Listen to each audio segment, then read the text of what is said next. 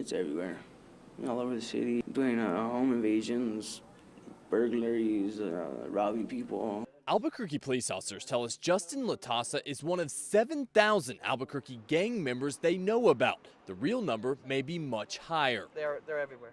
I'm truly shocked of how big of a problem it's become. To combat the dangerous problem, Target 7 has learned the mayor and the police chief have decided to inject new blood into their gang unit. The unit already had 6 detectives, but the city just added 8 more cops, like Officer Trey Economiddy, who hit the streets every night. Just chilling? They're looking for drugs, Your stash? It's a lot of weed. weapons, Why do you carry brass knuckles? and taking pictures of every gang member they run into. It's an aggressive effort to curb crime across the city. I would say 95% of it is gang related. You could lose your life over just saying you don't want to be in it no more. Latassa has already run into the new uniformed gang unit and tells us he hopes his first encounter with the unit will be his last. It's not worth it. I mean, what I just want to let everybody know is, I mean, there's officers everywhere, and it might be fun now, but you won't get away with it. That's a message the new gang unit officers hope criminals across the city take to heart. You're just your normal, everyday person. A lot of times they're the ones that are the victims to these types of crimes. Crimes largely committed by gang members, with even more Albuquerque police officers now committed to getting them off the streets. From high above in the air to face on the ground, the mission at the Santa Teresa border crossing has never been more critical.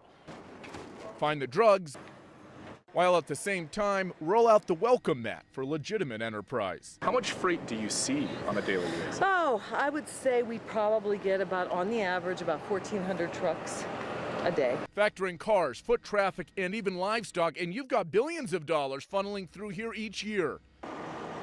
All the money means just 6 miles north, it is all boom, no bust. Rob Robinson's logistics shipping company just bought a new 70,000 square foot warehouse. It will help store shipments like car accessories, which he gets from all over the world and then ships to and from Mexico. I'd say this is a diamond in the rough. Union Pacific Railroad is making a huge play in the area too. Spending their $400 million plus to expand their operation up here. But not all of the expanded traffic coming through here is welcome, and no, we're not talking about lengthy lines. Are you at all concerned that all this increased activity is going to lead to more drug trafficking? It's not a surprise that that's still going on. I think people are being very diligent, knowing that there's a lot of activity. 2 weeks ago, 700 pounds of pot were found in a pickup. In August, it was 200 plus marijuana bundles stored with 5 tractors, and that is just what was caught. I have no doubt that there were companies that were not wanting to come to the border. The governor says if the area wants to keep booming, there must be a vigilant push to keep the drugs and the violence out. Janet? The port expansion here is nearly complete, and the government is confident the area will only become more secure and bring in more business, the right kind of business. The popularity of Flaming Hot Cheetos has fired up a health teacher at Lyndon B. Johnson Middle School. That teacher is taking a stance to douse students snacking on the teen favorite. A letter to parents urges them to keep the Cheetos at home for many reasons. LBJ parents admit they are guilty of feeding the habit. My daughter brings snack packs to school. I don't have her bringing a family-sized pack of Cheetos to school just because I know my child and I know that she will eat the whole bag in one day. The bag has 4 servings, but administrators are concerned many students will eat the whole thing, chomping down 44 grams of fat and nearly 700 calories at once. That's about half the caloric intake that a teenager needs in one day. I do appreciate that the school is trying to take charge in that way to try to keep the kids healthy and active. The bottom line here, the school is encouraging kids and parents to put down the Flaming Hot Cheetos and pick up a healthier snack. Pay just $1,000. You'll get a picture proving missing teen Dylan Redwine is still alive. Pony up $4,000 and a kidnapper will deliver Dylan safe and sound just in time for Christmas. It would be a dream come true for the thousands praying for his safe return. And scammers know it. Scammers take advantage of any circumstances, and especially when it's a high emotional one like this, where a little boy's missing and his life's in danger. Rebecca Branch at the Attorney General's office has never seen anyone stoop so low. This is the first ransom scam that I've heard of within our state. The con first popped up on Facebook, in the same place where people are turning for any information they can get on Dylan.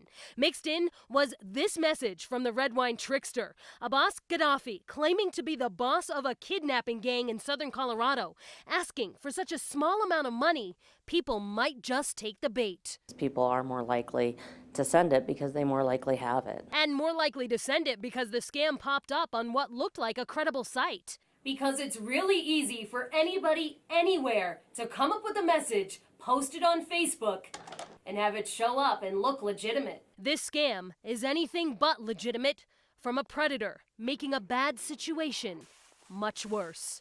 We noticed it at the meeting last week. The city council quickly yanking a vote on the $50 million Paseo I-25 overhaul off the agenda, after moments earlier deciding not to vote on putting a minimum wage question on the November ballot. Was there any type of agreement going on behind closed doors?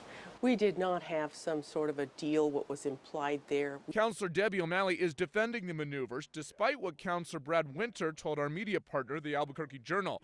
Winter handed over text messages he received from Councillor Dan Lewis. The first reading in part, we would withdraw both bills at beginning of meeting. Debbie will ensure the minimum wage bill is withdrawn. That is followed by another text. Debbie is ready to make that deal. When Winter asks why, Lewis says so she effectively doesn't have to vote on the issue again. We voted on this bill already. Do we want to spend a lot of time arguing about it again? I was very clear on my position. O'Malley says her discussions with Lewis were about saving time, not face, as the council already voted on Paseo before. O'Malley says another vote wouldn't have changed anything because she and two other councilors feel the issue needs to be brought before the voters in November. As for tabling that minimum wage ballot initiative, we were concerned and we were hearing that it needed to be a charter-driven process.